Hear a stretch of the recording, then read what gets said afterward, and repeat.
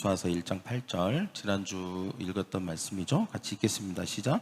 이 율법책을 내 입에서 떠나지 말게 하며 주야로 그것을 묵상하여 그 안에 기록한 대로 다 지켜 행하라. 그리하면 내 길이 평탄하게 될 것이고 내가 형통하리라. 네. 제가 이번 주에 그 교역자 모임, 목회자 G12 모임을 했는데 이성막 목사님이 17살 때 처음 받은 약속의 말씀이 바로 이 말씀이라고 하더라고요. 이성막 목사님이 평생을 또 지금도 항상 상황과 상관없이 항상 붙들고 있는 말씀이 17살 때 처음 받았던 이 약속의 말씀이라고 얘기를 하시더라고요. 처음 들었어요, 저도. 그래서 자기는 어떤 힘든 일이 있거나 어떤 고난이 있어도 항상 믿음을 잃지 않을 수 있는 것은 이 약속의 말씀을, 그때 받았던 이 약속의 말씀을 다시 떠올리고 생각하고 그리고 그것을 다시 붙들고 그러면 다시 믿음이 솟구치고 흔들렸던 믿음이 다시 제자리를 찾고 그리고 다시 또 앞으로 나갈 수 있는 힘을 얻게 된다. 그런 말씀을 하시면서 이 말씀을 하실 때 제가 지난주 이번 주 하려고 했던 설교 말씀 구절이라 굉장히 마음 가운데 많이 다가왔습니다. 우리가 지난주에 왜 성경을 읽어야 하는가에 대해서 나눴죠. 첫 번째, 두 번째, 세 번째. 일단 하나님께서 우리에게 성경을 주신 이유는 읽으라고 주신 것입니다. 그 다음에 묵상하라고 주신 거죠. 읽고 그 다음에 묵상하고 그 다음에 묵상한 것을 통해서 하나님의 뜻을 분별하고 뭐가 하나님의 뜻이지를 알아서 그것을 지켜 행하라고 주신 것입니다. 그래서 이 세 가지를 위해서 하나님께서 우리에게 성경을 주셨어요. 묵상을 하고 하나님의 뜻을 분별하고 지켜 행하기 위해서는 반드시 읽어야 됩니다. 읽지 않으면 이 두 가지는 절대로 이루어지지 않습니다. 많은 그리스도인들이 왜 하나님의 뜻을 분별하지 못할까? 뭐가 하나님의 뜻이고 하나님이 나를 향한 하나님의 뜻이 뭘지를 왜 잘 모를까? 왜 헷갈려 할까? 그리고 왜 그 말씀을 잘 지키지 못하고 순종하지 못할까? 읽지 않아서입니다. 그래서 저는 사단이 항상 우리에게 있어서 가장 큰 도전과 공격은 성경을 읽지 못하게 하는 것입니다. 성경을 읽지 못하게 시간을 뺏어버리고 마음을 뺏어버리고 마음의 집중을 뺏어버리는 것이죠. 그래서 성경을 읽지 못하게 만드는 것이 오늘날 사단이 쓰는 가장 중요한 전략이고 사단이 굉장히 집중하고 있는 것이라고 생각을 해요. 왜? 읽기만 하면 분별이 되거든요. 그리고 그것을 분별을 하면 우리가 순종하게 되고 여튼 시간이 늦든 빠르든 그것을 지키려고 할 거거든요. 그러니까 애초에 읽지도 못하게 만들어야 분별도 못할 것이고 하나님의 뜻을 지키지도 못할 거니까 사단이 생각한 거예요. 어떻게 하면 그리스도인들을 성경을 못 읽게 할 것인가? 재밌는 유튜브나 아니면 넷플릭스나 아니면 디즈니 그런 거나 디즈니 플러스나 티빙이나 인터넷이나 이런 걸 자꾸 보게 한다거나 아니면 마음을 성경이 재미없어 지루해라고 하는 마음을 딱 심어주고 성경 읽어봐야 아무 소용없어 내 인생에 아무런 도움이 안 돼 라고 하는 그런 어떤 잘못된 어떤 사상이나 신념이나 이념을 어떤 누군가로부터 어느 순간의 어떤 경험으로부터 확 집어넣어갖고 성경을 읽지 못하게 만드는 것이 사단이 우리 가장 집중하고 신경 쓰고 가장 세심하게 하는 일이라고 생각을 합니다. 할렐루야. 그래서 읽는 게 엄청 중요한 것이죠. 성경을 읽어야만 성장이 있는 줄 믿습니다. 그래서 우리가 성경 읽기를 안 하면 지난주 세 가지를 얘기했죠. 성장이 없어요. 그 다음에 성결함이 없습니다. 절대 거룩한 삶을 살 수 없습니다.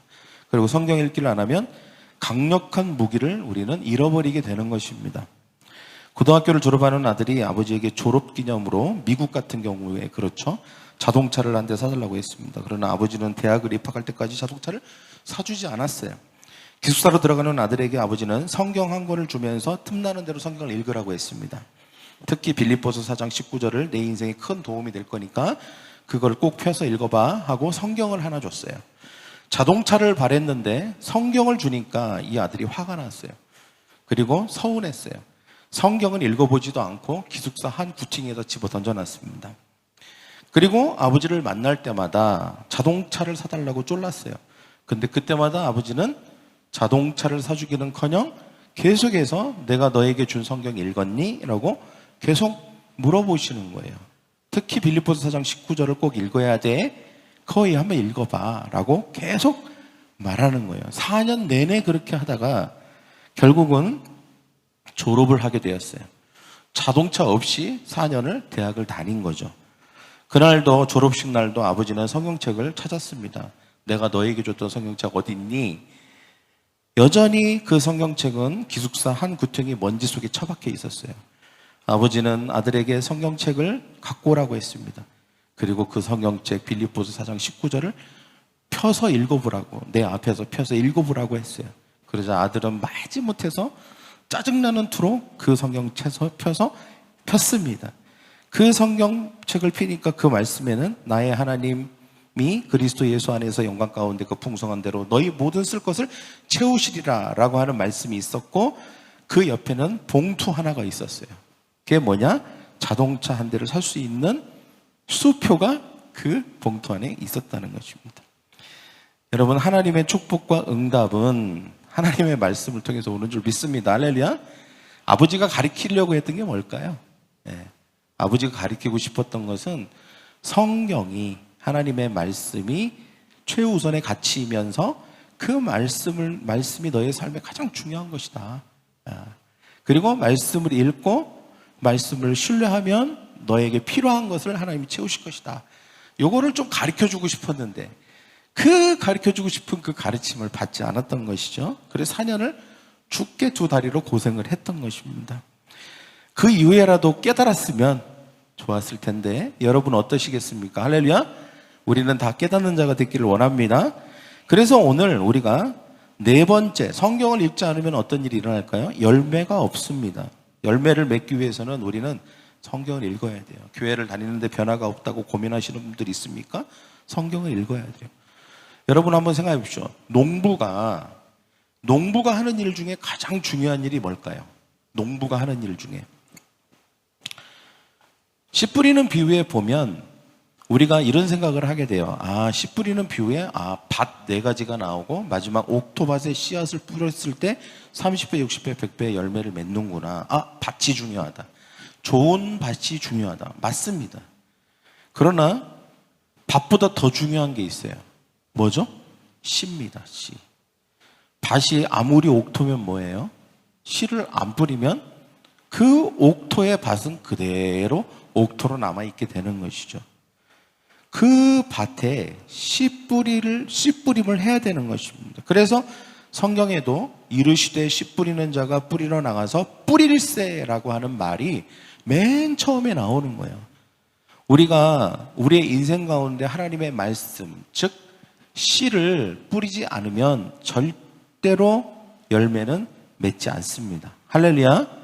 아무리 내가 좋은 마음을 가져야지, 착한 마음을 가져야지, 선한 마음을 가져야지, 모든 것을 다 받아들여야지 라고 하는 옥토를 가지고 있은들 성경을 읽지 않으면 아무 일도 일어나지 않습니다.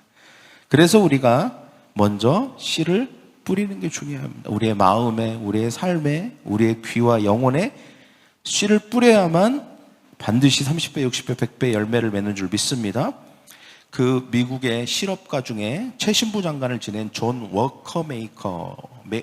워너메이커라고 하는 사람은 백화점 왕으로 불립니다. 그는 미래를 예측하는 탁월한 판단력과 정확한 경영 능력의 소유자였어요. 그가 투자에 구입한 물건들은 엄청난 이윤을 남겼습니다. 워너메이커가 투자한 것은 항상 최고의 가치를 창출했어요. 어느 날 신문 기자가 그에게 물었습니다. 선생님께서 지금까지 투자한 것 중에 가장 성공적인 것은 무엇이었습니까?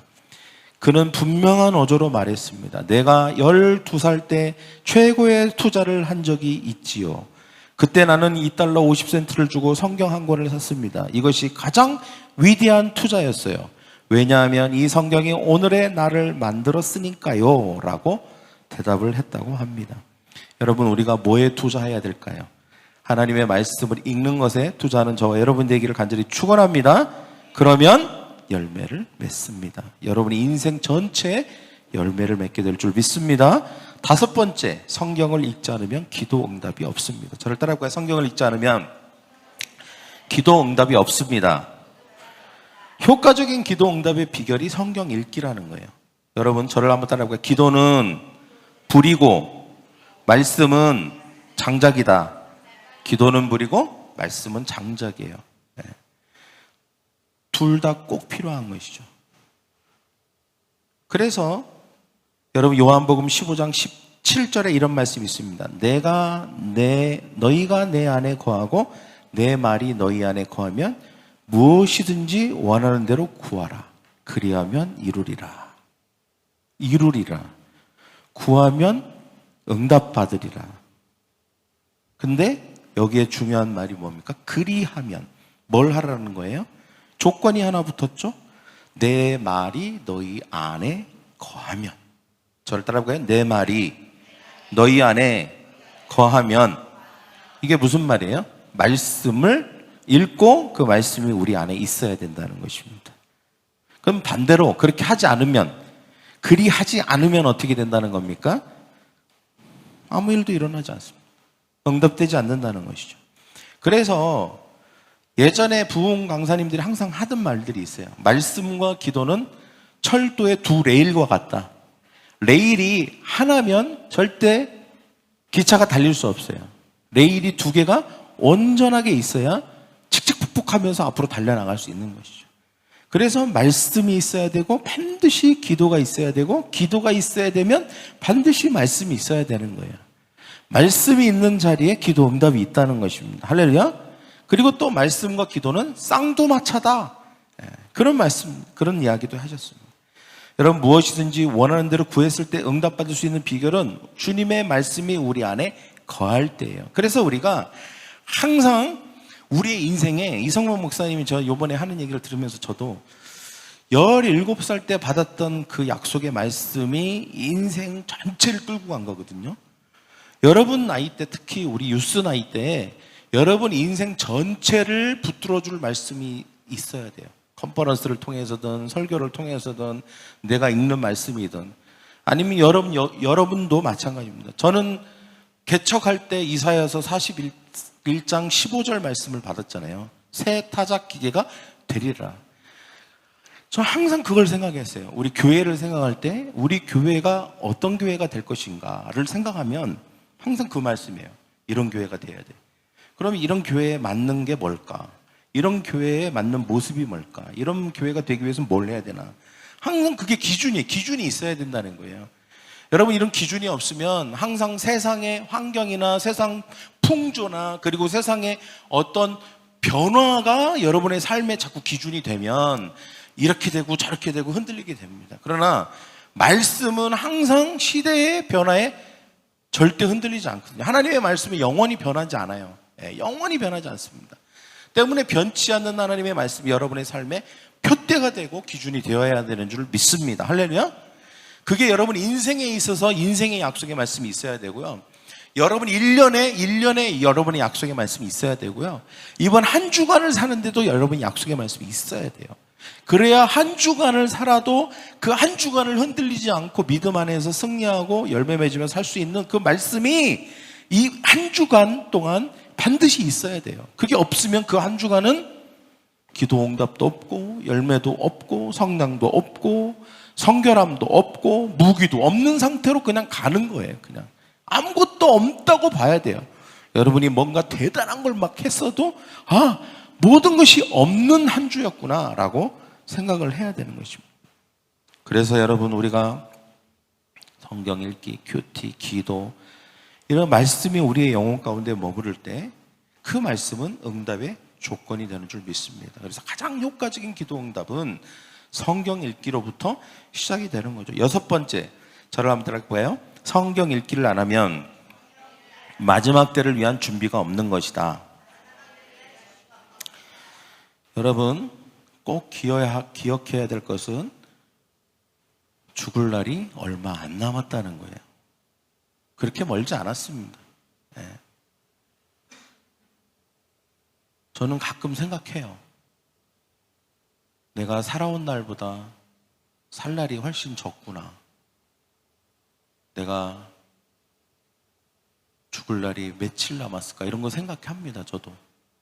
목사님 너무 벌써부터 그러지 마세요. 그럴지라도 저는 생각해요. 살 날이 얼마쯤 남았으니까 내가 어떻게 해야 되나 이런 생각을 합니다. 근데 그것도 내 생각이잖아요. 내가 계산한 거고 모르는 거죠. 그거는 내가 정말 그 계산한 대로 살지 안 살지 모르는 거잖아요. 많은 사람들이 너무 현실에 집착을 합니다. 너무 내가 사는 것에만 너무 집착을 해요. 근데 여러분, 우리는 적어도 10번 중에 한 번은 죽는 것에 대해서 꼭 생각해야 돼요. 이게 성경적이에요. 11조. 죽음에 대해서 반드시 10번 생각할 때 한 번은 생각해야 돼요. 내가 죽을 수도 있고, 나 죽은 다음에는 어디를 갈 거고, 어떻게 될 건지를 생각해야 됩니다. 어떻게 죽을지도 생각해야 되고. 그리고 내가 죽은 다음에 하나님 앞에 어떻게 설 건지도 생각해야 돼요. 안 그러면 우리는 항상 현실에 그냥 매몰돼서 현실적인 삶만 살다가 끝나게 되는 것이죠. 우리가 하나님 앞에 우리가 받게 될 삶의 마지막 심판에 대해서도 준비해야 됩니다.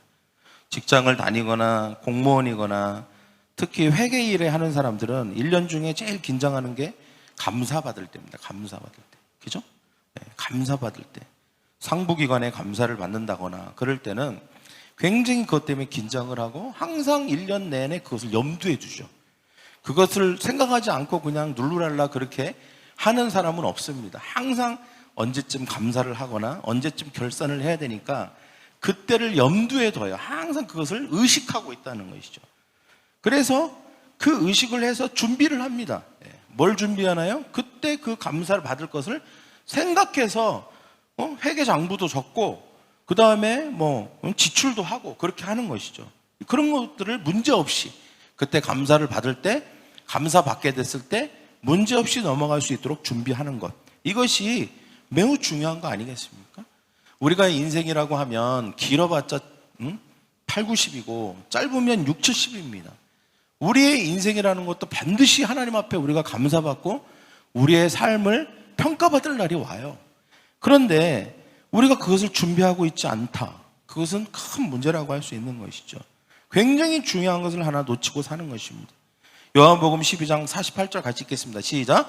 나를 저버리고 내 말을 받지 아니하는 자를 심판할 리가 있으니 곧 내가 한 그 말이 마지막 날에 그를 심판하리라. 그 말이 마지막 날에 그를 심판한다. 말이 심판한다.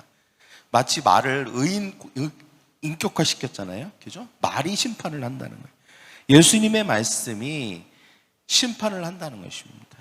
정말 우리의 인생을 잘 살았는지 못 살았는지는 말씀에 의해서 평가받고 가려진다는 것이죠. 또 우리가 이 말씀 속에서 무엇을 발견할 수 있습니까? 말씀을 읽지 않는다는 것은 마치 예수님의 말씀을 저버리고 예수님 자체를 저버리는 행동과 같다는 것입니다. 예수님을 믿는다는 것은 예수님의 말씀을 읽고 듣는다는 것입니다. 그렇지. 만약에 우리가 예수님의 말씀을 듣지 않고 읽지 않다면 예수님을 저버리고 예수님을 믿지 않는 것과 똑같은 것이죠. 여러분, 언제라도 하나님을 만날 준비가 되어 있습니까? 네. 되어 있다는 것은 무엇을 말합니까? 그것은 항상 준비되어 있다는 것이 준비되어 있다. 하나님을 만날 준비가 되어 있다는 것입니다. 그것은 말씀을 읽고 묵상하고 있다는 뜻입니다.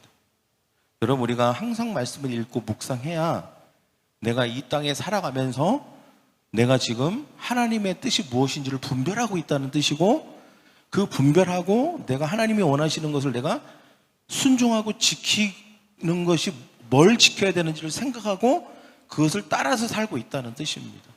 그런 사람이 하나님 앞에 갔을 때 하나님 앞에 좋은 평가를 받게 되는 줄 믿습니다. 할렐루야. 의인이라고 하나님께서 인정해 주시는 것이죠. 여러분, 마태복음 25장에 보면 10처녀 비유가 나오잖아요. 5처녀는 충분한 기름을 준비했고 5처녀는 좀 부족하게 준비를 했습니다. 근데 예수님이 오실 때가 길어지니까 충분한 기름을 준비한 처녀는 괜찮았지만 그렇지 못한 처녀들은 기름이 떨어지니까 기름을 구하러 동네에 간 사이에 그만 예수님이 오셨어요. 그래서 울고불고 난리가 나서 자신을 들여보내달라고 했지만 그럴 수 없는 것이죠. 그때 예수님께서 이 예화를 드신 다음에 뭐라고 합니까? 그런즉 깨어있으라. 저를 따라 그런즉 깨어있으라. 너희는 그날과 그때를 알지 못하느니라. 예. 여러분, 우리가 깨어있는 방법이 뭘까요? 깨어있는 방법. 우리가 영적으로 깨어있다라고 하는 것을 뭘 통해서 알 수 있습니까? 성경을 읽고 있는가가 우리가 깨어있다라는 뜻입니다. 할렐루야. 성경을 읽고 있는가, 성경을 묵상하고 있는가, 성경 말씀을 지켜 행하고 있는가가 깨어있는 거예요. 거기에서 전도도 있고 예배도 있고 기도도 있는 거죠. 말씀을 분별해서 하나님이 누구를 전도하라고 하신다 그러면 전도하는 거고, 제자 삼으라 하신다 제자 삼는 거고. 근데 그게 다 성경 읽기를 통해서 되는 것입니다. 그래서 우리가 성경을 늘 펴고 늘 읽어야 돼요. 입에서 떠나지 않게 해야 되는 줄 믿습니다. 그래야 천국 가는 길도 늘 우리 앞에 펼쳐져 있는 거예요. 7번째, 저를 따라보세요. 성경 읽지 않으면 힘과 능력이 없다. 예. 여러분 한번 옆에 있는 사람 보십시오. 힘을 원합니까? 파워를 원해요? 파워? 예, 파워가 있기를 원하죠. 예. 세상을 이길 힘을 얻기를 원합니다. 우리는 문제를 극복할 수 있는 힘을 원해요. 우리는 우리가 세상에서 강력한 권력을 원한다기보다 우리는 정말 건전하고 좋은 뜻에서 힘을 원합니다. 세상을 바꾸고 가정을 올바로 세우고 그리고 사람들을 변화시킬 수 있고 그리고 우리가 축복받고 행복할 수 있는 힘을 원해요. 그런데 이 강력한 힘은 어디서 올까요? 먹는 것에서 옵니다. 할렐루야. 여러분, 우리 육신이 언제 힘이 빠지죠? 언제 기운이 빠지고 당 떨어지고 막 죽을 것 같고 쓰러질 것 같고 그게 뭐예요? 못 먹어서 그렇죠. 못 먹어서. 한 3일만 굶겨보세요. 그러면 말도 못합니다. 말도 기운이 없어갖고. 말 시키지 마나 기운 없으니까 이렇게 되는 거죠. 그런데 여러분 먹여놓으면 힘이 나는 것입니다. 성도들도 마찬가지예요. 여러분, 우리가 힘들고 지치는 이유는 먹은 것이 없기 때문입니다. 교회는 오지만 언제나 힘을 얻지 못하는 이유? 충분히 먹지 못해서예요. 이상하다. 목사님, 내가 주일 와서 목사님 설교를 30-40분 듣는데 그런데도 힘이 안 나요. 여러분, 이건 이런 말하고 똑같아요. 제가 일주일에 한 끼를 먹는데도 영 힘이 안 나요. 이렇게 말하는 거하고 똑같아요. 아니면 내가 일주일 동안 주일날 몰아서 폭식을 하는데도 일주일이 영 힘이 안 나요. 저 그냥 한 목요일, 금요일쯤 되면 죽을 것 같아요. 쓰러져서. 이렇게 얘기하는 거하고 똑같은 거예요. 뭐가 문제입니까? 여러분, 성경을 읽지 않는 게 문제예요. 즉 안 먹는 게 문제입니다. 하나님의 말씀, 생명의 말씀, 우리의 영혼과 우리의 마음에 힘을 주고 에너지를 주는 그 말씀을 읽지 않는 게 문제예요. 그냥 겨우 죽지 않을 정도로 생명만 겨우 유지시킬 정도의 양식만 먹으면 안 되는 것입니다. 저를 따라볼까요? 먹어야 합니다. 먹어야 합니다. 그래서 욥기 23장 12절에 이런 말씀이 있어요. 같이 시작. 내가 그의 입술의 명령을 어기지 아니하고 정한 음식보다 그의 입의 말씀을 귀히 여겼더라. 정한 음식, 즉 삼시세끼보다 하나님의 말씀을 더 귀히 여겼다. 이게 욥이 한 고백입니다. 나는 삼시세끼 밥 먹는 것보다 하나님 말씀이 더 귀해. 이렇게 얘기했다는 것이죠. 다윗도 시편 119편 103절에 이렇게 얘기했습니다. 시작. 주의 말씀이 내게 어찌 그리 단지요. 내 입에 꿀보다 더 다니이다. 내 입에 꿀보다 더 달대. 꿀보다 더 달대. 우리 집에 카자흐스탄에서 갖고 온 꿀이 있는데요. 진짜 단데 말씀은 그보다 더 달다는 거예요. 에레미야 15장 16절 시작. 만군의 하나님 여호와여, 나는 주의 이름으로 일컬음을 받는 자라. 내가 주의 말씀을 얻어 먹었사오니 주의 말씀은 내게 기쁨과 내 마음에 즐거움이오나. 하나님의 말씀이 내 마음에 기쁨을 준대요. 내 마음에 즐거움을 준다는 것입니다. 여러분, 말씀을 먹었다라고 하는 것은 말씀을 읽었다라고 하는 것입니다. 말씀을 묵상했다라고 하는 것이죠. 여러분, 우리 영혼을 위한 가장 즐거운 식사, 이것이 바로 말씀을 읽는 것인 줄 믿습니다. 할렐루야. 저를 따라가요. 먹어야 합니다. 먹으면 힘이 생깁니다. 능력이 생깁니다. 그리고 옆에 있는 사람 쳐다보면서 네가 힘이 없는 이유는 딱 한 가지야. 말씀을 안 먹어서 그래. 할렐루야. 말씀을 꼭 먹는 저와 여러분 되기를 원합니다. 이 계절이 어떤 계절이죠? 말씀 먹기 좋은 계절입니다. 할렐루야. 뭘 활동적으로 할 수 있는 시간이 더우니까. 근데 말씀 읽기 좋아요. 제가 우리 싱가포르 가는 분들한테 얘기하고 싶어요. 싱가포르를 가면 의외로 시간이 많아요.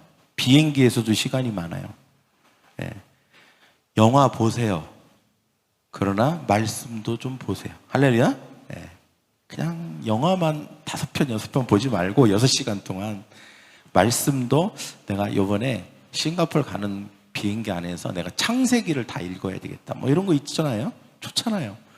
물론 찬양도 들어야 되고 찬양도 듣고 말씀도 있고 그렇게 해야 됩니다. 할렐루야. 그래서 삶의 열매가 있습니다. 말씀 읽으면. 그리고 기도응답을 받고요. 삶의 심판을 준비할 수 있고요. 능력과 힘을 얻게 되는 유익이 있는 줄 믿습니다. 할렐루야. 그러나 말씀을 읽지 않으면 이런 모든 유익은 우리에게 주어지지 않습니다. 여러분 말씀을 읽고 그 말씀을 통해서 이런 유익을 받고 축복을 받는 저와 여러분 되기를 간절히 축원합니다. 기도하겠습니다. 가슴에 여러분 손을 얹으십시오. 여러분 왜 혹시 말씀을 읽는 것을 주저하고 있거나 또는 말씀 읽기가 잘 안 되고 있는 분들이 있습니까? 그리고 내가 말씀을 읽어야 되겠다 생각하지만 실제로 행동으로 옮기지 못하는 분들도 있나요? 또는 말씀을 읽기로 결정하고 읽었지만 중도에 말씀 읽기를 놓쳐서 포기하신 분들이 있습니까? 다시 손에 잡기가 어려우신 분들이 있습니까? 이 시간 여러분 성령님께 구합시다. 성령님 도와주시옵소서. 내가 다시 말씀의 그 깊은 샘으로 들어갈 수 있도록 도와주시고 우리의 삶을 정리하시고 우리의 삶의 모든 구조들을 바꾸어 주셔서 우리의 마음과 우리의 생각과 우리의 가치를 변화시켜 주시옵소서. 악한 영이 우리의 가치 안에 들어와서 우리의 가치를 휘집어 놓고 뒤죽박죽 만들어서 말씀의 가치를 최상단에 놓았지만 그 모든 순서를 바꾸어 놓았고 그래서 엉망진창이 되어버리고 만 그러한 상황이 되었다면 주님 이 시간 성령님 오셔서 모든 것을 질서 있게 바꾸어 놔주시고 하나님의 말씀을 최우선에 놓고 그 말씀을 읽고 묵상하고 지키는 일에 우리의 삶의 시간과 우리의 마음의 우선순위를 줄 수 있도록 도와주시옵소서. 악한 영이 우리 마음 안에 심어준 잘못된 생각들, 이념들, 사상들, 신념들이 있습니까? 주님 이 시간 말씀으로 그것을 깨트려 주시고 우리가 하나님의 말씀을 사랑하는 자들 되게 하여 주시고 우리가 말씀을 읽고 묵상할 때 그것이 꿀송이보다도 더 달게 하시며 항상 말씀을 정한 음식보다 더 귀히 여기는 삶을 살 수 있도록 도와주시옵소서. 오늘 말씀을 통하여서 말씀이 가지는 유익을 우리가 누리기를 원합니다. 그 유익을 누리고 하나님의 축복의 인생을 살아가는 우리 되게 하여 주시옵소서. 감사하며 예수님의 이름으로 기도하옵나이다.